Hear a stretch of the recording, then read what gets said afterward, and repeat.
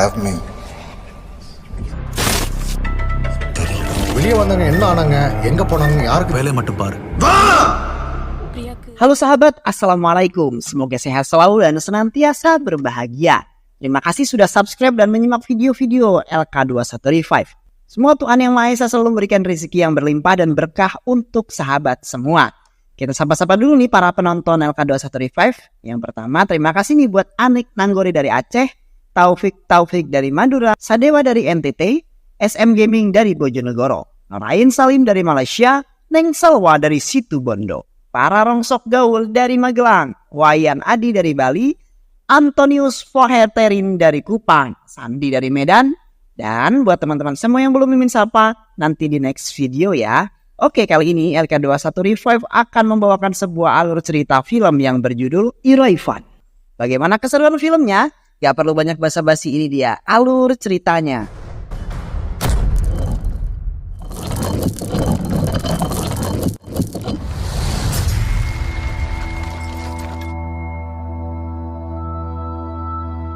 Arjun adalah seorang inspektur polisi di Cina. Memiliki karakter yang temperamental namun jeli dalam melihat suatu permasalahan. Ia selalu menyelesaikan kasus yang ada bersama sahabatnya yang bernama Andreu. Andreu memiliki seorang istri yang bernama Jasmine dan juga adik perempuan yang bernama Priya. Istri Andreu saat ini sedang hamil dan hanya menunggu waktu untuk melahirkan. Saat yang ditunggu pun tiba. Andreu dan istrinya dikaruniai seorang anak perempuan yang kemudian mereka beri nama Sophie. 2022. Brahma, seorang si kepet dengan sabar menunggu korbannya dan selalu menargetkan seorang gadis. Melakukan penyiksaan terlebih dahulu sebelum membunuh korbannya. Ia mendapatkan kepuasan dengan mendengar rintihan dan suara ketakutan dari korbannya. Masyarakat menjuluki Smile Killer. Karena setelah melakukan aksinya, Brahma akan membuang korbannya dan di dekatnya selalu ada surat yang ditandatangani oleh Emotion Smile. Beberapa hari kemudian ditemukan mayat gadis tanpa busana dengan kondisi bagian tubuhnya tidak lengkap. Komisaris membentuk tim khusus untuk menyelesaikan kasus ini yang dipimpin oleh Arjun dan Andreu. Arjun menemui Dr. Samugan untuk mengidentifikasi kasus yang meresahkan masyarakat ini. Menurutnya ini adalah pembunuhan yang dilakukan oleh seorang psychopath. Orang-orang melakukan ini biasanya memiliki trauma di masa lalu. Dia melakukan ini semua demi kesenangan dan mendapatkan kepuasan dari membunuh. Satu hal yang perlu diketahui orang ini adalah orang yang cerdas, hingga korban berjatuhan semakin banyak. Polisi sama sekali belum bisa menemukan siapa psychopath ini. Hal ini menimbulkan keresahan dalam masyarakat dan membuat mereka berdemo menuntut menyelesaikan kasus tersebut. Hingga ada laporan hilang seorang gadis yang bernama Salu. Dalam penculikan ini, jejak psychopath ini dapat dilacak. Andreu beserta tim lebih dahulu sampai di sebuah gudang kereta api. Arjun menyusul. Setelah mendapatkan VN dari Andreu, Arjun sampai lokasi yang diberitahukan. Namun sayang, saat masuk ia mendapati semua tim yang sudah kalah oleh Brahma. Termasuk Andreu pun terluka parah dan ia menitipkan keluarganya pada Arjun. Arjun berhasil mengalahkan Brahma dan hampir saja membunuhnya jika tidak ditahan oleh polisi yang lain.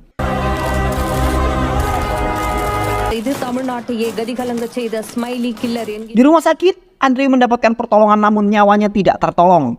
Andreu menghembuskan nafas terakhir dalam melaksanakan tugasnya. Arjun terus menyalahkan dirinya karena saat menggerebekkan ia tidak bersama Andreu untuk melindunginya. Doa bersama untuk Andreu pun dilakukan di rumahnya. Arjun kemudian meminta kepada Priya untuk berbicara kepada Jasmine agar diizinkan tinggal untuk beberapa hari di rumahnya. Rasa bersalah yang terus ia rasakan membuat Arjun kemudian memutuskan berhenti dari kepolisian dan fokus pada keluarga Andreu. Arjun kemudian memulai tinggal di rumah Jasmine untuk membantu agar mereka semua tidak terlalu larut dalam kesedihan. Arjun kemudian berinisiatif membuat sebuah usaha patungan yaitu kafe kopi dan ini cukup berkembang sangat besar. Di rumah sakit jiwa terus dilakukan konseling terhadap Brahma untuk mengetahui sejauh mana gangguan yang dimiliki, kesehatan yang dimilikinya. Brahma mengatakan ia hanya mengikuti suara yang ia dengar yang memerintahkan untuk membunuh. Saat Dr. Samugan bertanya, suara apa? Brahma mengatakan, jika saya adalah psychopath, tulislah apa yang ingin dokter tulis. Kemudian sesi berakhir. Di luar, Dr. Samugan sudah ditunggu oleh polisi untuk mengetahui hasil pemeriksaan. Hasil pemeriksaannya normal. normal sebagai Saekepet dan Dr. Samugan kemudian menyarankan untuk memindahkannya esok hari saja.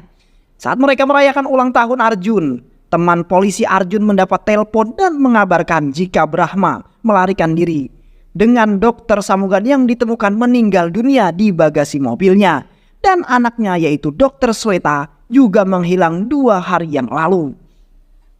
Keesokan harinya jasad Sweta ditemukan di dalam hutan. Berita ini kemudian tersebar dengan cepat jika Sweta adalah anak dari Dr. Samugan yang merawat Brahma. Untuk menyelesaikan ini, komisaris kemudian menunjuk Inspektur Frank dan Inspektur Mani. Media massa menghimbau agar gadis-gadis muda untuk sementara ini tidak keluar rumah pada malam hari untuk menghindari hal yang tidak diinginkan. Kembali terjadi kemudian penculikan. Seorang gadis yang mengendarai motor pada malam hari. Motornya ditabrak dan ia terjatuh. Tak ada yang menolong karena kondisi jalan yang sangat sepi. Polisi terus melakukan koordinasi dan terus mencari petunjuk hingga saat mereka mengadakan rapat, Inspektur Mani jatuh pingsan. Segera dilarikan ke rumah sakit dan didiagnosa serangan jantung. Arjun datang menjenguk, mengungkapkan rasa kesalahannya karena Mani terlalu banyak minum alkohol dan merokok. Namun dibantah oleh Mani ketika komisaris ternyata juga datang menjenguk dan Mani mengatakan ia stres dan kelelahan ketika menyusun laporan dan menyelesaikan kasus ini. Jujur, saya takut karena saya adalah orang tua dengan 2 anak wanita, Pak. Semenjak melarikan diri, cara membunuhnya semakin kejam. Bukan hanya korban yang menjadi targetnya, tapi juga keluarganya. Setelah beberapa hari anaknya ditemukan meninggal. Ada paket yang mereka terima berupa video yang berisi penyiksaan anaknya. Tidak tahan dengan apa yang dilakukan pada anaknya, sang ibu yang melihat video itu pun kemudian bunuh diri dengan cara membakar diri hidup-hidup. Sangat mengerikan efek berantai dari pembunuhan ini. Arjun mendapatkan telepon dari pamannya yang mengabarkan jika Divya belum pulang dari les hingga saat ini. Di rumah pamannya sudah banyak polisi yang datang dan Arjun bertanya dan mengenai kepastian anaknya Divya diculik atau hanya pergi main dengan teman-temannya. Sepertinya Divya diculik, Pak, karena kami menemukan ponselnya di jalan. Tidak ada CCTV di sekitar sana, sehingga kami sangat kesulitan. Lalu Arjun meminta ponsel Divya dan meminta pada polisi untuk mengumpulkan orang di sekitar sana. Arjun bertanya kepada mereka namun tidak ada yang mencurigakan di sekitar mereka. Hingga saat seorang anak mengatakan ada yang aneh dengan orang yang ada di sebuah mobil yang sama sekali tidak marah ketika kaca mobilnya pecah karena terkena bola kriket kami. Pemiliknya sama sekali tidak keluar dan hanya melemparkan kembali bola kami. Mobil Kijang berwarna marun. Arjun kembali mencoba mengingat foto yang dilihatnya di tempat kejadian gadis terakhir yang diculik. Arjun kemudian menghubungi Dipak dari bagian IT untuk mengecek keberadaan mobil Kijang marun. Arjun terus melajukan mobilnya mengikuti rute yang dilewati mobil tersebut. Hingga sampai di persimpangan sebuah petunjuk itu mendapatkan ketika ponsel Divya berdering. Ia baru mengingat jika Divya menggunakan iWatch yang terhubung dengan ponselnya. Dari sinikah Arjun terus mengikuti titik di mana Divya berada. Di sebuah bangunan tua, Arjun kemudian mendapati Divya dengan lehernya tersayat. Namun nyawanya tidak tertolong saat dalam perjalanan ke rumah sakit. Pukulan berat bagi Arjun karena kembali gagal menyelamatkan orang yang ia sayangi.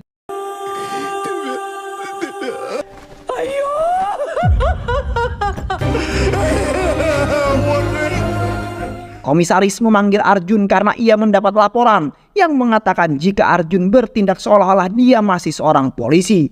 Komisaris bertanya pada Frank, ada perkembangan apa? Ini Salu, kami menemukan fotonya di sana. Satu-satunya korban yang selamat. Melihat ini, komisaris bertanya pada Arjun, seorang Saekepet tidak akan pernah melepaskan korbannya. Dia pasti sudah menculiknya. Dan benar, kabar itu kemudian diterima oleh Inspektur Frank melalui sambungan teleponnya. Frank kemudian mendatangi Ganesh, pacar dari Salu. Ganesh bercerita jika ialah yang memberitahu peristiwa penculikan 1 tahun yang lalu. Aku mengikutinya. Salu tidak takut kematian, yang dia inginkan adalah seks. Ganesh melihat mereka melakukan hubungan terlarang dan Brahma tidak jadi membunuhnya. Sepertinya dia juga tertarik pada Salu. Jangan khawatir, Salu pasti kembali. Media massa kemudian menayangkan berita penyekapan Salu. Saat ini Arjun sudah menuju tempat penyekapan. Salu di gudang tua 1 tahun yang lalu. Di kantor polisi, Frank kemudian memberi perintah pada anak buahnya untuk tembak di tempat dan mereka menuju gudang tua tersebut. Arjun lebih dulu sampai dan bertemu dengan Brahma. Terjadilah kemudian perkelahian yang sangat sengit. Arjun memaksakan agar Brahma memberitahu siapa yang melakukan pembunuhan dan menggunakan namanya. Namun Brahma tidak mau memberitahu kepada Arjun. Saat polisi datang, Brahma mengatakan jika ia akan tetap menang walaupun ia sudah tidak ada. Brahma berlari ke arah Salu, namun polisi menembakkan peluru panasnya dan mengenai dada Brahma, juga lengan Salu. Brahma tewas di tempat. Namun ini semua belum berakhir karena Brahma memiliki pengganti. Arjun bersama Mani mendatangi tempat ditemukannya jasad gadis dengan ciri pembunuhan sama dengan yang Brahma lakukan. Hal ini semakin menguatkan asumsi Arjun. Gadis ini adalah foto model di studio Ganesh. Ditemukan di pinggir sungai, Brahma dan pelaku memiliki hubungan yang sangat erat berdasarkan kesamaan perilaku menyimpangnya. Kembali beberapa paket dikirimkan di kantor beberapa e-news. Namun paket itu dikirim ke rumah tetangga yang baru. Disampaikan ke rumah Divya. Ayah Divya kemudian mengunci pintu dan melihat rekaman video penyiksaan Divya. Tak tahan dengan apa yang dilihatnya, ayah Divya kemudian memutuskan memotong nadi di pergelangan tangannya. Istri yang khawatir karena suaminya tidak kunjung keluar akhirnya menelpon Arjun. Arjun datang dan langsung mendobrak pintu. Namun terlambat karena pamannya sudah menyusul Divya, putri kesayangannya. Di kantor polisi, komisaris berbicara dengan Frank dan Frank mengatakan jika ia mencurigai 2 orang. Yang pertama adalah Ganesh sang fotografer. Gadis yang kemarin kita temukan adalah modelnya dan dia juga pacar Salu. Waktu kami mendatangi studionya, kami menemukan beberapa foto dan juga potongan koran yang berhubungan dengan pembunuhan yang terjadi. Lalu siapa tersangka kedua? Maaf komisaris, itu adalah Arjun. Kita bekerja dengan bukti, terus selidiki Ganesh. Arjun kembali menerima teror surat dari Smile Kailing. Hal ini kemudian membuat Arjun pergi mengunjungi penjara dan melihat bukti kunjungan. Ia ingin tahu siapa saja yang datang mengunjungi Brahma. Kenapa hanya ada data pengacara saja? Sipir mengatakan jika pastor datang mengunjungi Brahma, jika ia juga mengunjungi napi yang lain, jadi tidak terdata dalam kunjungan Brahma. Biasanya pastor datang bersama dengan asistennya. Arjun mengunjungi pastor di gereja dan bertanya dengan siapa biasanya pastor datang ke penjara. Terkadang aku datang dengan Babu, dia ada di luar sekarang. Babu adalah orang yang pernah Arjun tangkap 1 tahun yang lalu saat mereka akan menangkap Brahma. Dia dipenjara karena berada di tempat yang salah, walaupun dia tidak bersalah. Babu ketakutan ketika melihat Arjun. Ia takut jika akan ditangkap lagi dan mengalami penyiksaan. Arjun membawa Babu pergi ke sebuah bangunan kosong dan memaksa Babu untuk mengaku melakukan pembunuhan. Arjun mematahkan 1 jari tangan Babu. Saat ini polisi datang karena mendapatkan telepon dari pastor. Babu yang ketakutan kemudian mengaku jika ialah yang melakukan pembunuhan. Frey menenangkan Babu dan mengatakan jika tidak ada nada yang menyakitkan jika ia berkata jujur. Babu kemudian menceritakan jika ia melihat Arjun membawa Salu. Komisaris, Mani, Frank dan Arjun berada di ruangan lain dan komisaris mengatakan apa motif Arjun melakukan penculikan itu. Arjun menjelaskan ia menculik Salu untuk memancing Brahma. Jika Brahma sudah keluar maka kita bisa menangkap pembunuh peniru ini.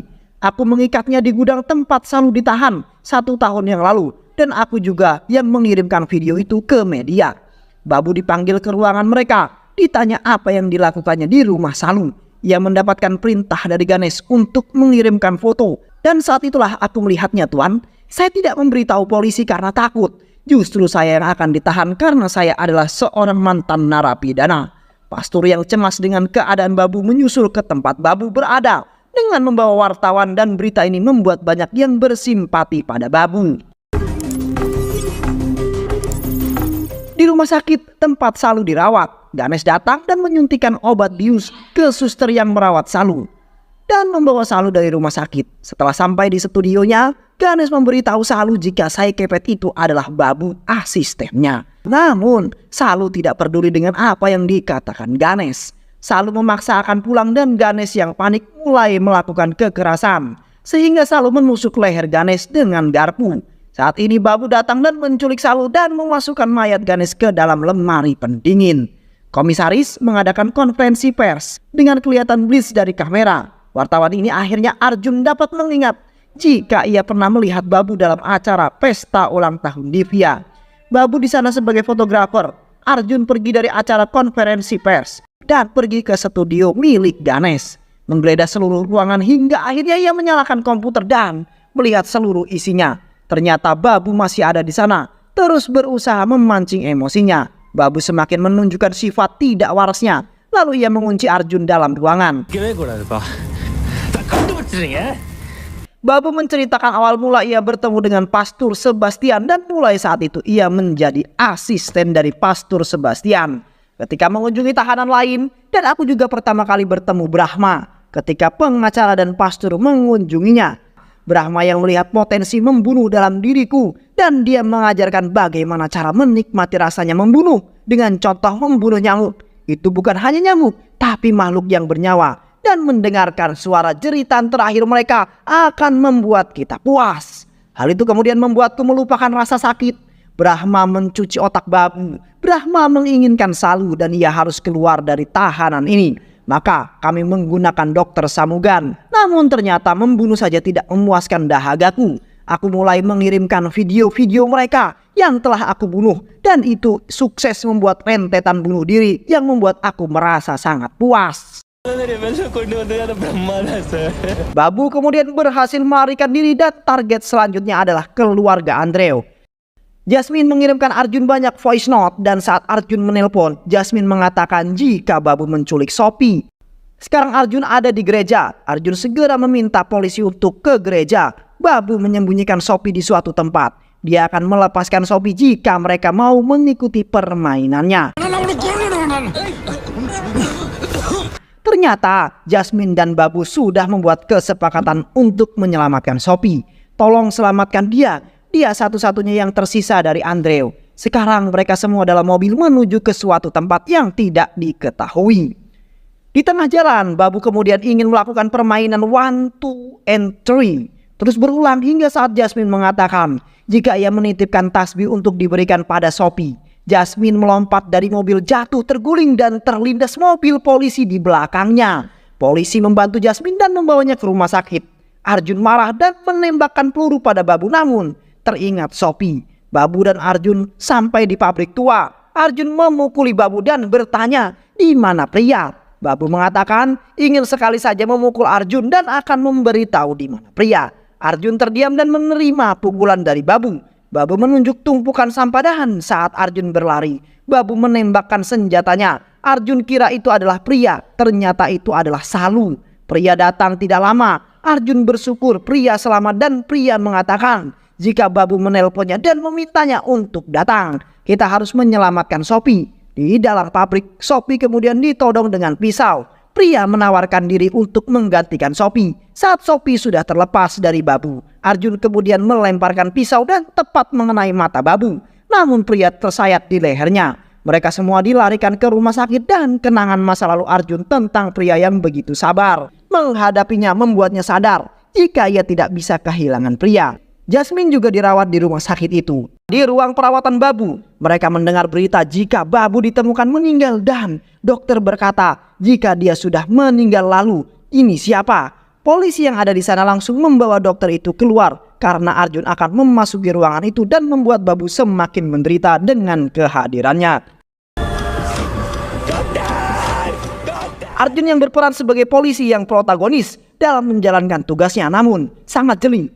Harus kehilangan orang-orang yang ia sayangi akibat pembunuhan yang dilakukan oleh dua orang sekepet, Brahma dan Babu, yang membunuh hanya untuk kesenangan dan rasa puas ketika melihat dan mendengar korban berteriak kesakitan di akhir hidupnya. Pria dan Jasmine selamat namun memerlukan perawatan di rumah sakit dan Sophie selamat tanpa terluka. Dan film pun selesai.